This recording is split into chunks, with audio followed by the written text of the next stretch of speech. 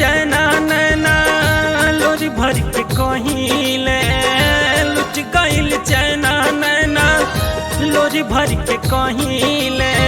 तोहरा ना बुझाई दर्द कैसे के सहिले, तोहरा ना बुझाई दर्द कैसे के सहिले। लुट गइल चैना नैना लोरी भर के कहिले, लुट गइल चैना नैना लोरी भर के कहिले। तोहरा ना बुझाई दर्द कैसे के सहिले, तोहरा ना बुझाई दर्द कैसे के सहिले।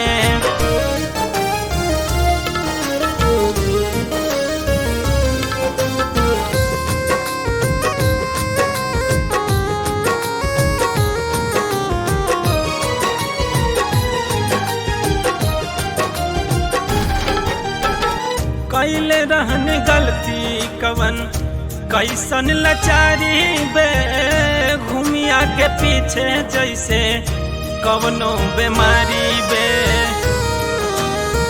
कैले रहन गलती कवन कैसन लाचारी बे, घूमिया के पीछे जैसे कवनो बीमारी बे, घूमिया के पीछे जैसे कवनो बीमारी बे।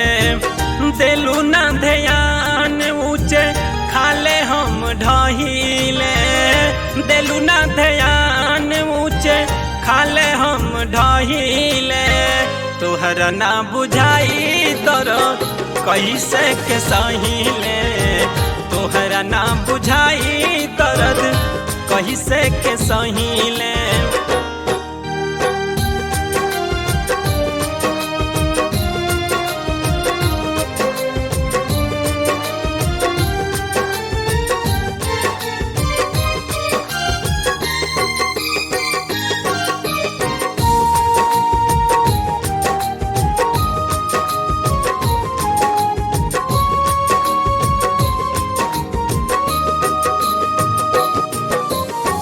सोचल रहली बुझबू तू ता हमारा हालात के, छोड़ी चल गइलू हमके छोटी मुकी बात पे।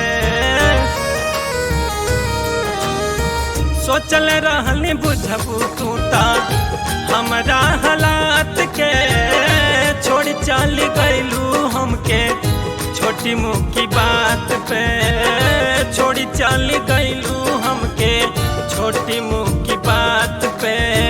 शेषनाथ माने पूरी अकेला ही तो रहेले, शेषनाथ मान पूरी अकेला ही तो रहेले। तोहरा ना बुझाई दर्द कैसे के सहेले, तोहरा ना बुझाई दर्द कैसे के सहेले।